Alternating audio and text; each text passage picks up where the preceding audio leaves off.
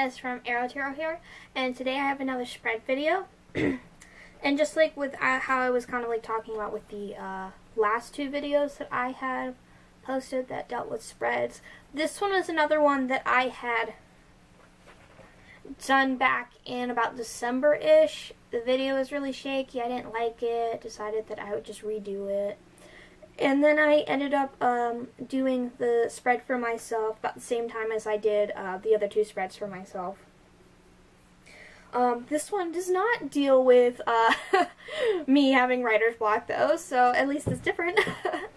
But, yeah, so this one along with the other one that I'll still have to like film and stuff is also inspired by the Phantom of the Opera, the book. And this one, my thing's never wanting to stay right. I call Erik's spread. And I do have the cards that I had pulled when I did the reading for myself. And I kind of remember what the message was. So I will be using myself and what I had done when I did it as the example. But yeah, so basically this spread, you have the first two cards kind of together, and then the third and fourth card are together. There doesn't have to be all of this space, but yeah, so I kind of just freehanded with pen this, so that's why there's so much space. But yeah, just have like a little bit of space, or as much space as you want, like, you know, like, it's just 1 and 2 go together, 3 and 4 go together. And so 1 and 2, the thing that's interesting about this spread is, You'll see, but I decided to have it be more so of like the thorns and the beauty of the actual flower, which is why I have it designed like that, with the thornies and the flowers. So, yeah, because like Erik's a character, you can very much kind of see the whole,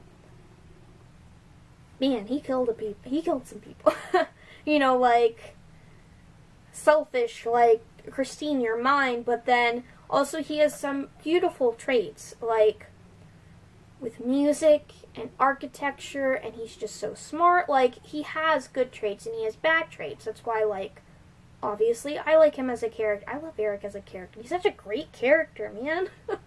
Especially like if you think about like my other favorite character, like my favorite movie is like The Hunchback of Notre Dame. So like you very much have the whole, like, you're a monster, but then you see how, like, these two people, like, it's different for them. Like, if you were to compare the Disney movie with, like, the Phantom of the Opera book, which is just, it's something that, you know, I think that stuff's interesting. And I just really like Erik's character, and with this spread, it's very much like he's got some bad stuff, but he does have some good stuff, you know, that he could be proud of if he wanted to, and that's what this spread's about. It's about your bad stuff, but then, like, there's some stuff you can be proud about.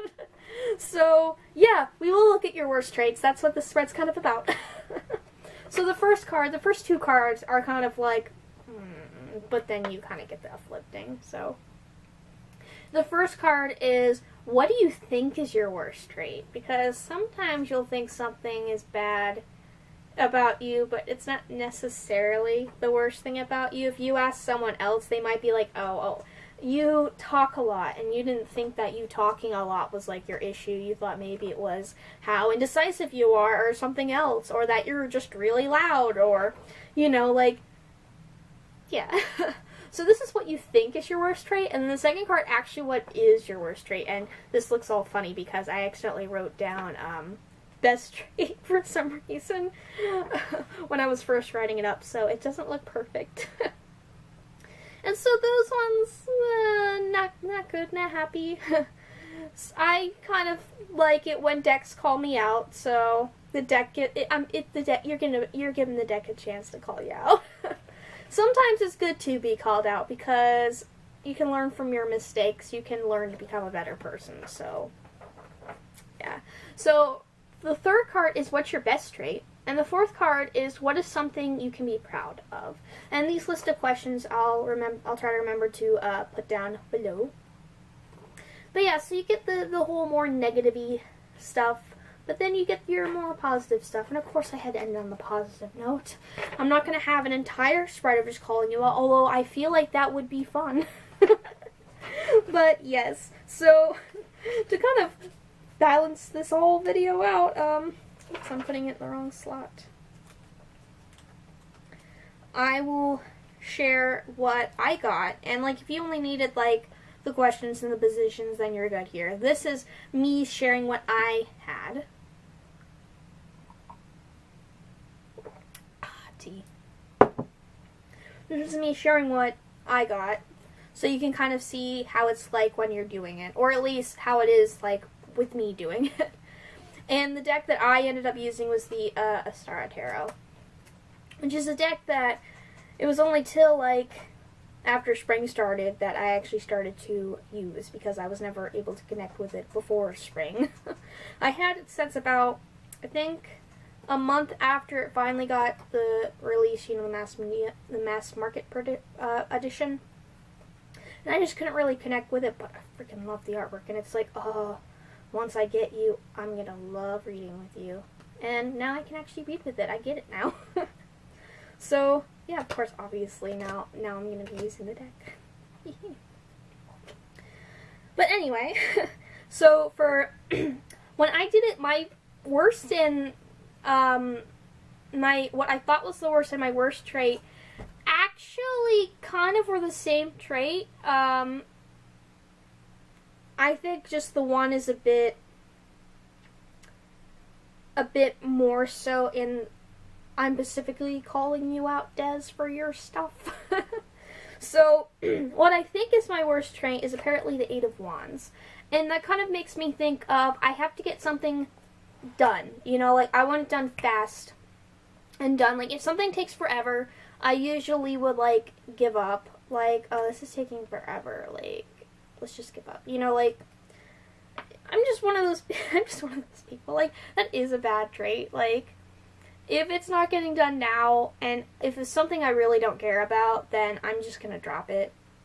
Or sometimes, like with my schoolwork, I'll procrastinate it, and then I'll just get it all done in one day / one night. You know, I'll just get through it. You know, like, I'm that kind of person. But then, so like this also deals with speed and stuff. It's another wand card of what I drew for curse my hair. It's another wand card. 3 out of 4 of these were wand cards for me. So, this one also kind of has that more speed kind of stuff. But what actually is my worst trait, I drew the Knight of Wands. And at first I was kind of like, well, I associate the card very much more so with adventure. And I'm not really picking up on that. So I was kind of thinking about it, and I'm like, are you calling me out? Are you calling me out, deck? You're calling me out. It's because I'm really impulsive.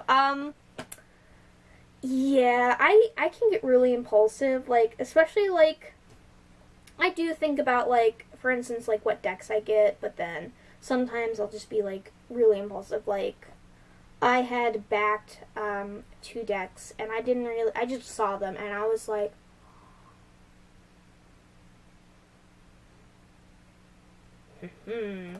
backed.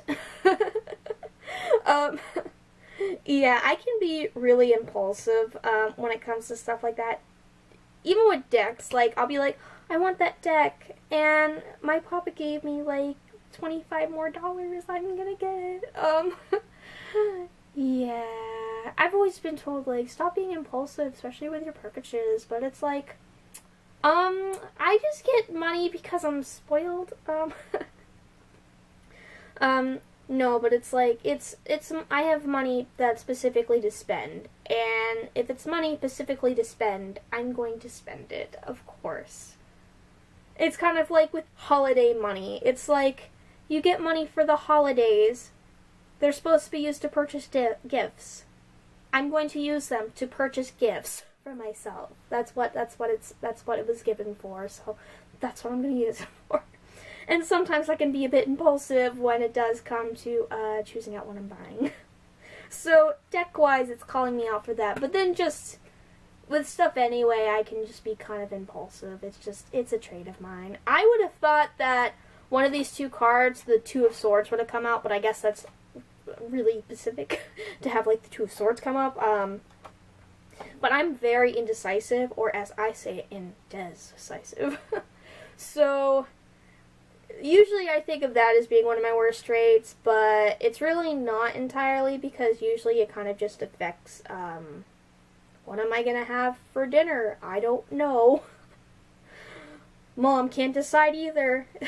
So it's not, like, too much of an issue.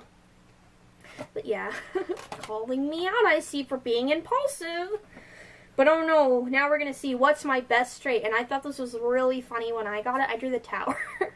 But to be honest, it makes very much sense. Because, yeah, the tower, everything's getting destroyed, but, I mean, you've got all the birds still flying out, and they're free and everything's fine with them. You know, like, they didn't get destroyed. Even after you fall out of the tower, well, I mean, usually in some more traditionally looking decks, falling out of those towers, I don't know if you'll still be alive. You know, but the whole idea is everything goes through, like, this rapid change, but, like, now you're back to reality, and you can build yourself back up again. Everything you knew is gone, but now you can come to understand, like, the world better, and that kind of makes me think of, with just me, and I guess my best trait, which just makes sense, is the whole, like, everything I knew from before, like, and what I thought about myself, like, it was all wrong, and I went through, like, a period where, like, it, like, really upset me, but I've come to, like, it, because of it, like, I'm, like, way more accepting of myself than I ever was, you know, like, sometimes you just have to go through those tower moments, you know, like, I mean, the fool can't get to the world until he goes through the tower, you know, like, it's just part of the life's journey. So my best trait is that even after all of that, I still was able to fly freely, and everything was fine, and my hair just does not want to go right. Me and my messy, messy hair. One thing about short hair is you get bedhead a lot. Like, and it's not like the whole, oh, it's just messy. It's, I'm gonna stick up everywhere kind of bed hair. But yeah. The comb cannot tame it.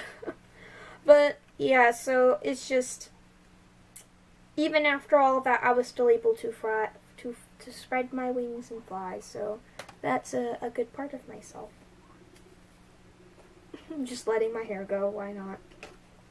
And for the last card, it's what is something you can be proud of? And I had drawn the Ace of Wands, and something I can be proud of. This one did relate back to the whole writing thing, but just in general, I've always kind of been a really creative person.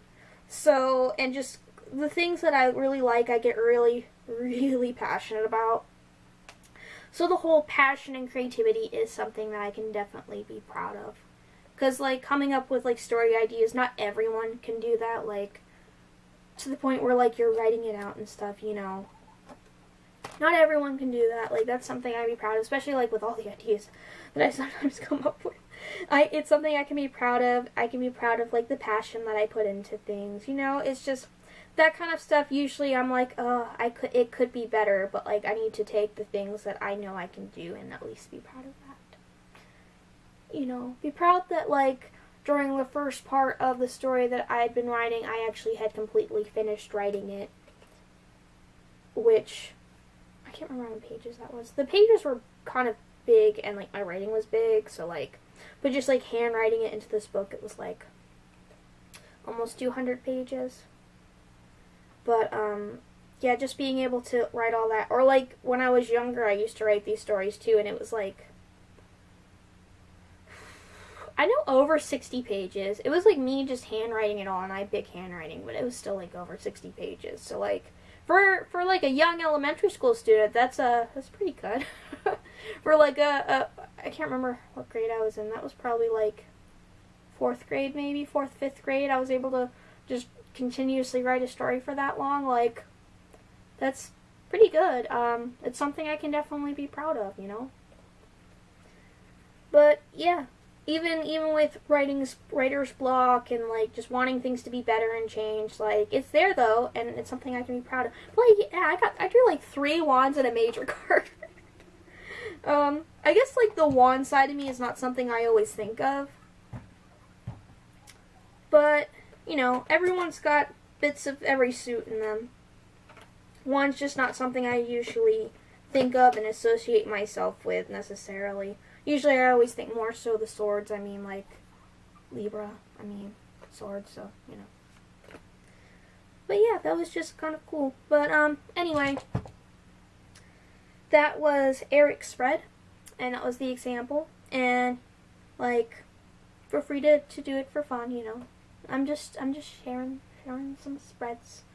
But yeah, that one was, Erik's spread by me, and I'll try to remember to put the questions down below.